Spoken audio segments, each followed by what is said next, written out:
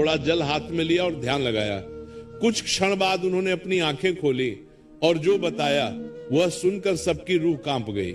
महात्मा ने कहा, सेठ, तुम्हारे घर के पश्चिम वाले कमरे में जहां तुम्हारा छोटा बेटा रहता है, वहां एक बहुत बड़ा दोष उत्पन्न हो गया है। उस कमरे के बिस्तर पर प्रेत बाधा जैसी स्थिति बन रही है।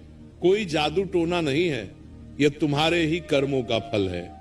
शाम के समय जब सूर्य अस्त हो जाता है तब नकारात्मक शक्तियां सबसे ज्यादा प्रबल होती हैं और ठीक उसी समय तुम्हारे घर में अपवित्र स्थान पर बैठकर पवित्र भोजन किया जा रहा है। महात्मा ने आगे समझाया, सुनो सेठ, हमारे शरीर में जठराग्नि होती है जो भोजन पचाती है। जब हम जमीन पर आसन पर बैठकर रीढ़ की हड्डी सीधी करके भोजन करते हैं तो पृथ्वी की गुरुत्वाकर्षण शक्ति और हमारे शरीर की ऊर्जा मिलकर भोजन को रस बनाती है। लेकिन गद्देदार बिस्तर पर बैठने से रीढ़ की हड्डी टेढ़ी रहती है, पेट दबता है और सबसे बड़ी बात, बिस्तर की तरंगे भोजन की ऊर्जा को सोख लेती हैं। इससे वो भोजन शरीर को ताकत देने के बजाय विष बन जाता है और वही विष तुम्हारे बेटे के शरीर और बुद्धि को खा रहा है। सेठ जी को तुरंत अपना सपना याद आ गया। देवी ने भी तो यही कहा था। वे महात्मा के पैरों में गिर पड़े और बोले, महाराज, इस पाप का प्रायश्चित क्या है? मेरे बेटे को बचा लीजिए, मेरे घर को बचा लीजिए। महात्मा गंभीर स्वर में बोले, उपाय तो है, लेकिन वो बहुत कठिन है। तुम्हें उस गलती को जड़ से उखाड़ना होगा और अन्न देवता को फिर से मनाना होगा। क्या तुम और तुम्हारा परिवार इसके लिए तैयार है? महात्मा जी की बात सुनकर पूरा परिवार सन्न रह गया था।